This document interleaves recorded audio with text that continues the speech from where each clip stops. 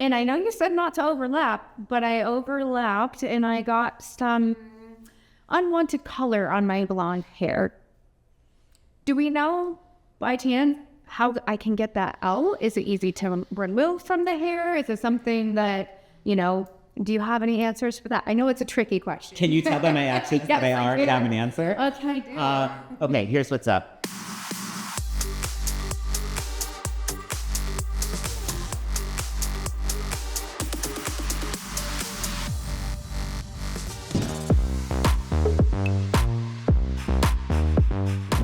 Okay, the moment I think some of us have been waiting for. This is like the real deal, the backroom chat, shop talk, the things you don't talk about on camera, but we're doing it anyway.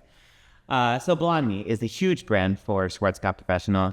It's kind of put us on the map in a lot of different ways. 9+ is the kind of crown jewel in the assortment. But Amber and I wanted to take the time to just chat about things that come up as problems, questions. I love this. This is great. So we're going to back and forth with some questions that will hopefully answer some of the ones that you guys might have that are watching. Well, excellent. I am excited to talk to you because you started off talking about Lighteners. Yeah. And while BLONDME 9+ is our crown jewel and everybody loves it, how do I choose which lightener to use? And I mean, a lot of times I feel like I go to salons and everybody uses BLONDME 9+ for everything. So how do I choose which lightener and why? The answer for me is simple. Yes. 9+ is my workhorse. I've got to go from here to here, and I'm not messing around. Mm-hmm. If I like a stronger lightener in an open air hand painting situation, I will use 9+, even though we have a clay. Yeah. Just because I want that strength. So I think of 9+ as like my workhorse. I've got work to do. Yeah. And to be honest, everybody saw my hair in the shampoo bowl. I'm about level 6. I have to lighten my hair with 9+, despite my being a level 6, because of whatever is cooking up inside of me and all that excess warmth is coming out. It takes me with 9+ and 20 volume, expertly applied, takes me about an hour and change to get up. Wow. So never judge a book by its cover. Well, that's crazy because my hair color naturally is about a level 7 naturally. Yeah. And I mean, there's a tiny bit of new growth in there, but I have lighter features. I can see that your eyes are darker than mine. Yeah. Like our skin tone's pretty similar, but if I use BLONDME 9+, this hair wouldn't even be here anymore. Right. Because my hair is fine and it lifts so quickly. So it's so interesting that we can have such close, like you're level 6, I'm level 7. We're so close together, but yet worlds apart. Yeah, worlds apart. But this actually brings up a good conversation because I love 9+. Mm-hmm. It has its many purposes, but you said it. I don't always need it. Right. So clay lightener, I think, it speaks for itself. Yeah. Open air techniques, balayage, hand painting, never on scalp. Mm-hmm. But that gives you 7 levels of lift and is designed for that very specific technique. Precision lightener. Yeah. We launched it as like this on-scalp only precision lightener because, when you've got this much regrowth, I want where I put my lightener, I want it to stay. Makes sense. I think of it as it is a lightener in the BLONDME portfolio that has up to 7 levels of lift. Because, case in point, like I don't need 9+ on you anywhere for any reason. Mm-hmm. But if I am going to highlight you and I'm lifting through color-treated hair, I quite honestly would choose the precision lightener because it's slower than 9+. I don't need the power that 9+ gives me. Mm-hmm. I just don't need it. So it's a great lightener. I love it. Everybody can have it. Everybody can use it. Mm-hmm. But it can't be everything for everybody, which is why we have the other 2 lighteners in the BLONDME assortment. No, that totally makes sense. And actually, I love using precision lightener also when I have clients that come in and they come in every 4 weeks for highlights and they only have this much left in the highlight. Yeah. So I'll use a precision a lot of times just to get that tiny little bit at the top of the foil because it stays where I put it. Yeah. And so it ends up being good for that. Thank you for that. It did help me understand the lighteners more. So I do have one more lightener question for you. Okay. It has to do with the clay lightener. So clay lightener, when it came out, I think people saw the BLONDME name on it. And because at the time all we had was BLONDME 9+, they were like, great, now I have a clay lightener that's going to lift super quick and will get super bright. Yes. But it wasn't getting as light and it wasn't working as quickly because that's not its job. Correct. So I've been in so many salons where stylists are like, oh yeah, I take my clay lightener and I spike it with BLONDME 9+. So I wanted to get your feedback on that and like, should that be happening and what is it doing, and kind of get your feedback on it and how you feel about that. Okay. I know right now if there are Schwarzkopf Professional educators watching this video, they're like, can't wait to see how Ian answers this one. Yeah, 100%. So yeah, here's the deal. How do I start this conversation? Short answer from Ian, the national trainer. We design things like 9+, for example, and we say, if you use it this way, you'll get this. Precision, if you use it this way, you'll get this. Clay, same thing. Shop talk. So here's what's up. If I mix 9+ and clay together, is it going to burst into flames? No. The reason that we don't recommend mixing our lighteners, couple reasons. The first up is you then call me and say, hey, I used this lightener, I mixed clay and 9+, and I used it for my hand painting job, and it didn't lift so nice, or it was something wrong. Yeah. I get that question as, yeah. And I'm like, I don't know what to tell you because 9+ does this and clay does this. How much of this did you put into this? What was the developer? Like, there's so many variables. Yeah. So it's not, a bad thing. It's just, there's no real way for us, the manufacturer, to manage expectations and say, you'll get this if you mix these two together. I don't see anything wrong with it. It's just about us managing expectations and making sure that if we give you something and say it's going to do this, that it in fact does that. Well, and technically our R&D department hasn't been testing two lighteners mixed together, right? So we don't know what that end result's going to be. Yeah. So I guess best case is try it, but don't call the support line and say it didn't work correctly or turned out weird and expect it's, we're going to ask you how you mixed it. And if we mixed it not according to manufacturer recommendations, then that could be why that happened. 100%. I will also say that if you're watching this and you have used 9+ and precision and clay in a way that works for you because you understand why you're mixing what you're mixing, while we can't recommend it or support it, that's a creative way that you, the artist, are using our products, and we applaud it. I desperately want our viewers to know that when you come up with these creative mixes of things, we're not poo-pooing it or just flat out saying no. I want to make sure that we're upholding the standards of what we're giving our people. And if you get creative with it, that is ultimately what it's for. Mix, match, play, get what you need to get. That's what we want you to do.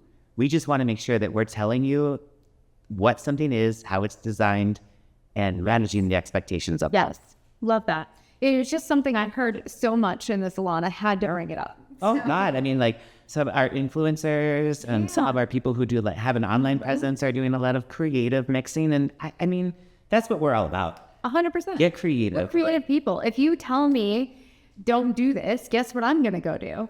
100%. I'm going to try it and see what happens. And then I know whether to try it, but I'm going to try it on swatches or mannequin first, because not trying to have my client walk out that way. Right. Yeah. Or myself. Yeah, that too. So here's my question to you. Yes. You did a beautiful job on Mikey, our model, with the toners. Thank you. Timing.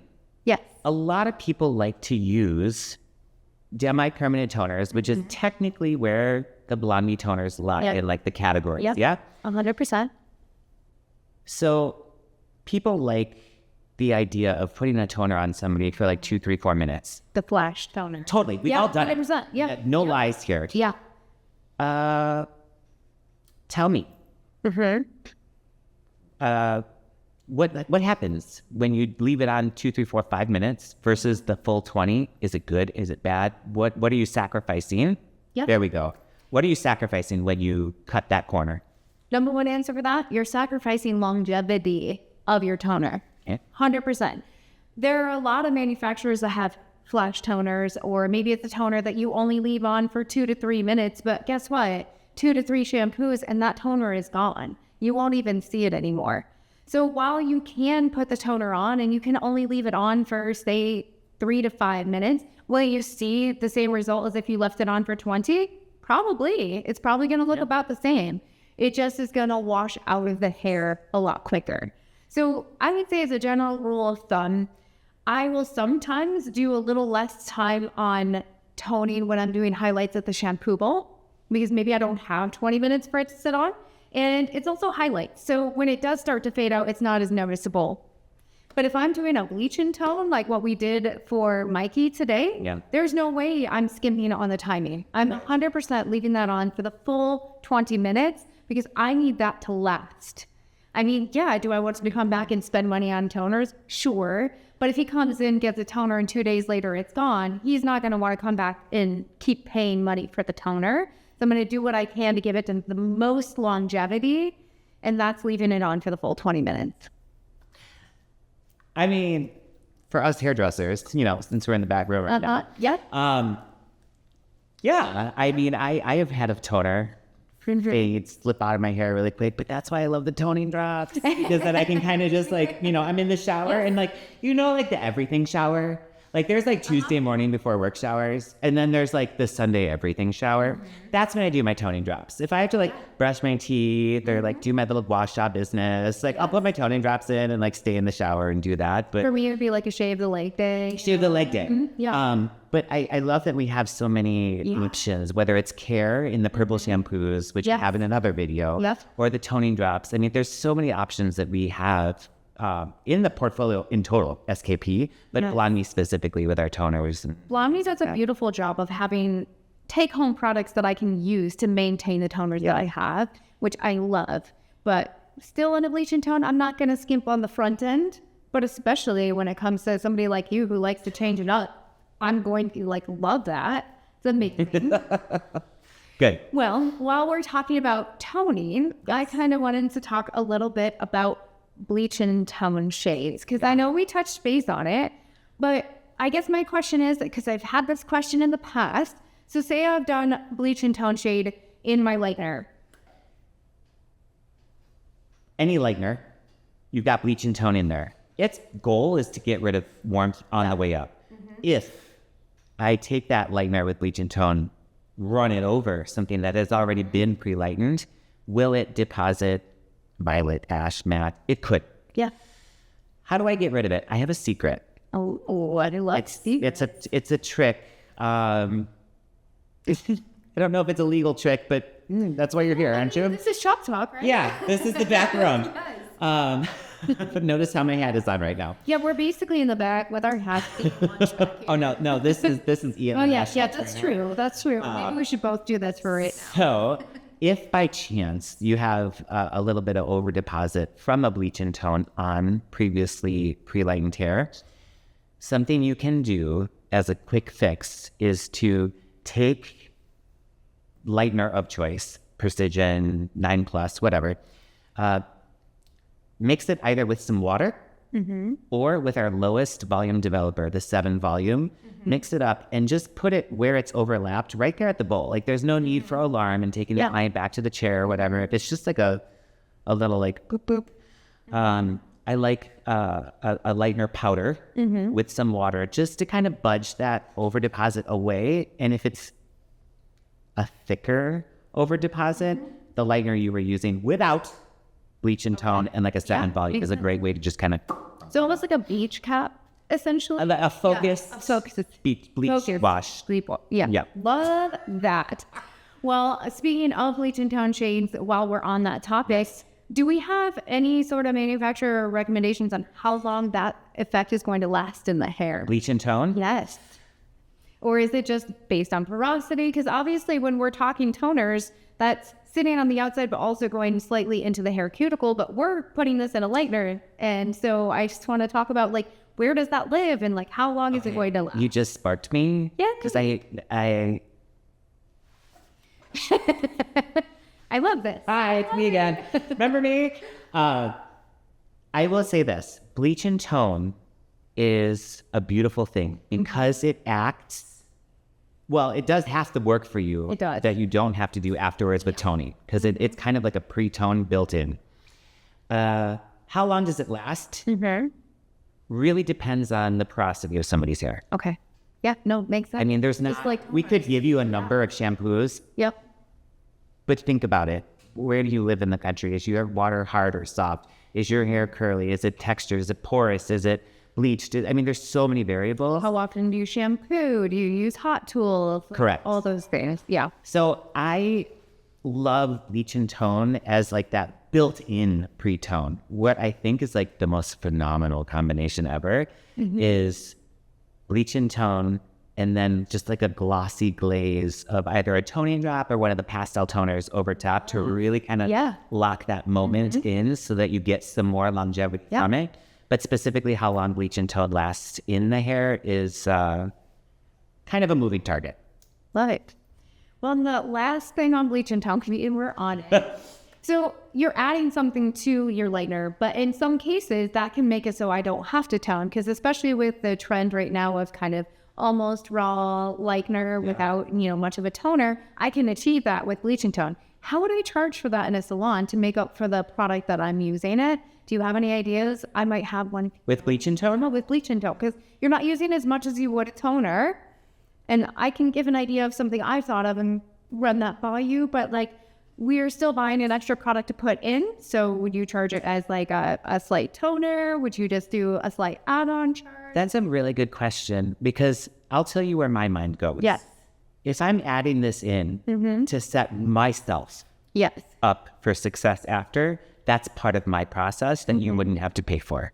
Fair. But that's where my head goes. What are you thinking? So I've had a salon in the past that did it in a per ounce situation where maybe it's like, because you're basically using maybe 5, 10 at most ounces, doing maybe $5 or sorry, grams. Not ounces. Sorry. Don't use 5 ounces of bleach and tone. Do not 2 ounces, do grams. Grams is what I meant. So grams. If I'm doing 1 gram, then maybe $5 for that 1 gram. If I do 10 grams, then $5 per gram. It would be a bit more, but it's not often you would use more than 1 to 5 grams.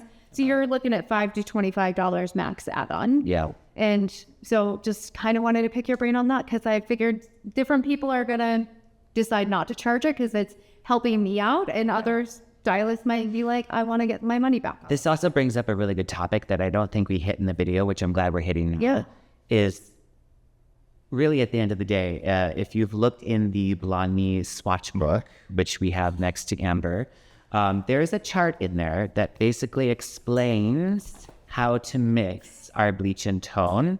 So we're going to get a little zoom in on that. While you're going cross-eyed and potentially dizzy looking at this chart, we would like to give you like some backroom advice on how to just get started in bleach and tone at all.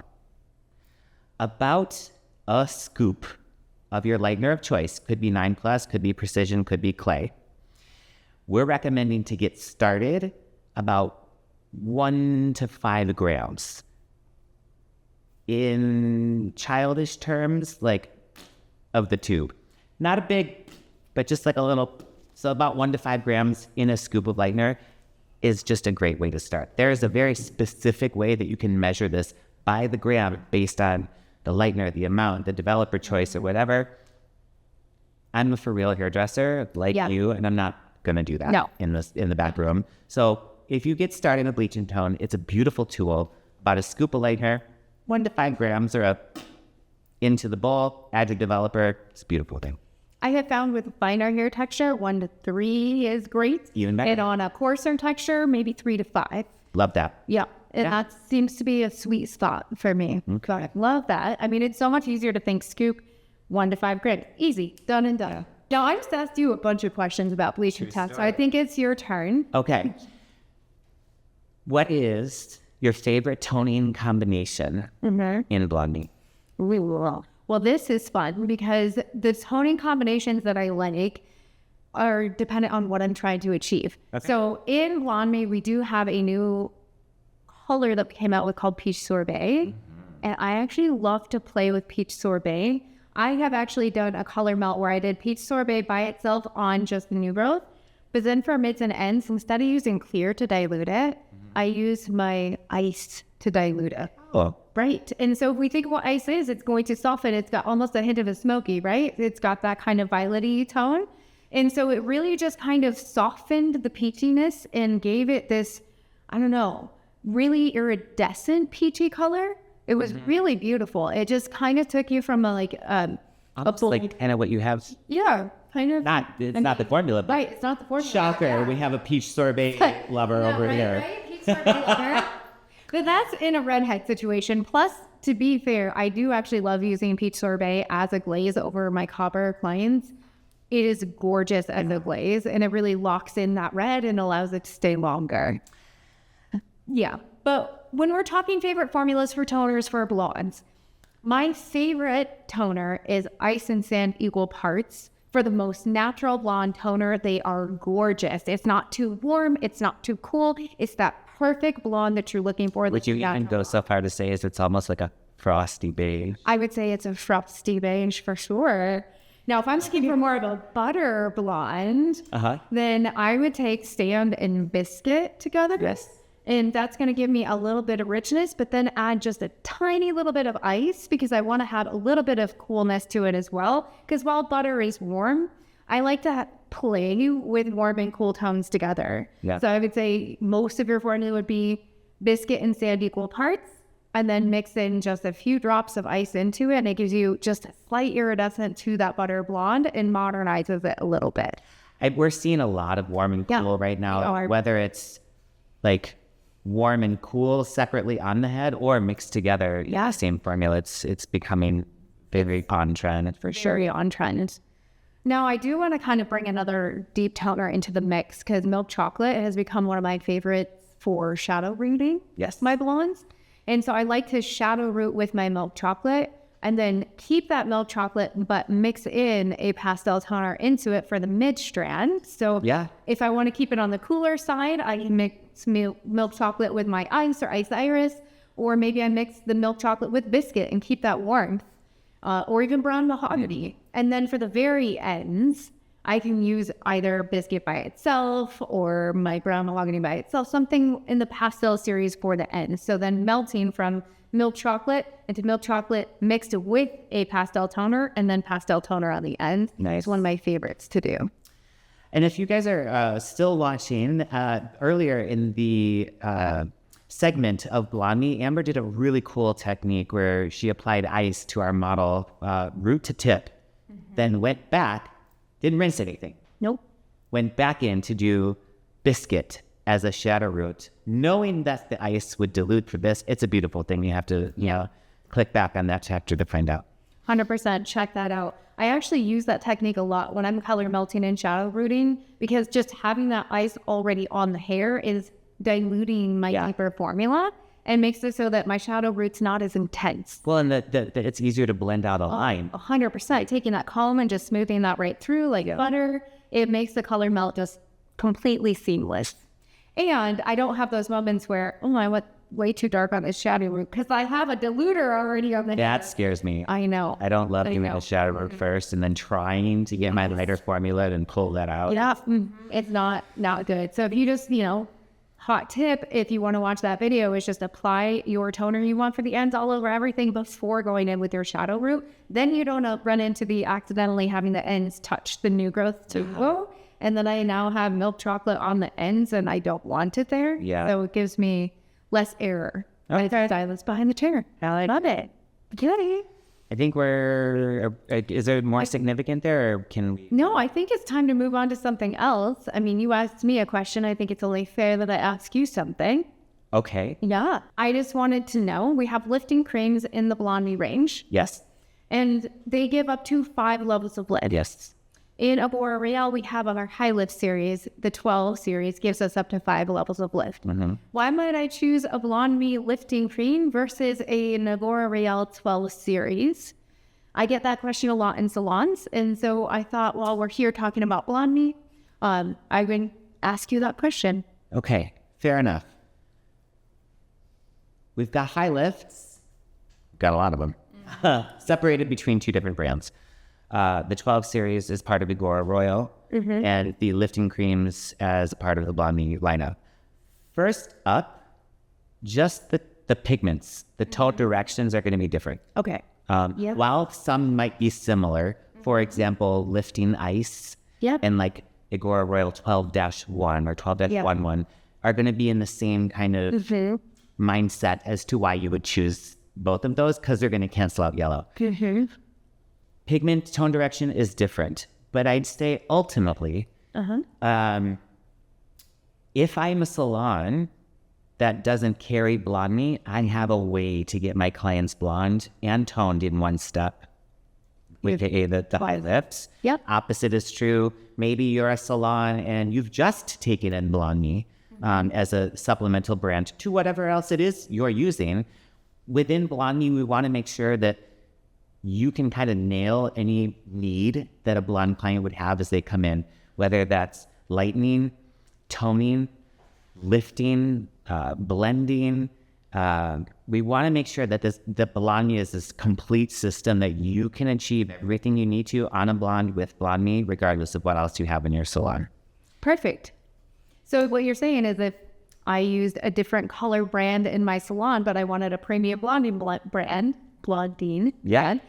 that BLONDME would have all the tools that I would need. So it's not that I need to have both 12 series of lifting creams. I could, but I also can have this alongside of any color line as well if I wanted, and have everything I need in that blonding category. Yes. And here's my final thought to this topic as to why.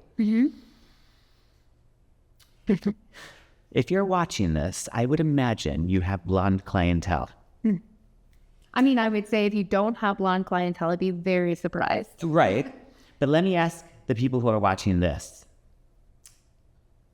Whoever that client is that you do, that loves the blonde you give them, and that is that one tube. And if you switch that tube, they will know. I like that we do have options in the tones that we can give these all-over blondes or highlighted blondes using high lifts, whether it comes from IGORA or it comes from BLONDME.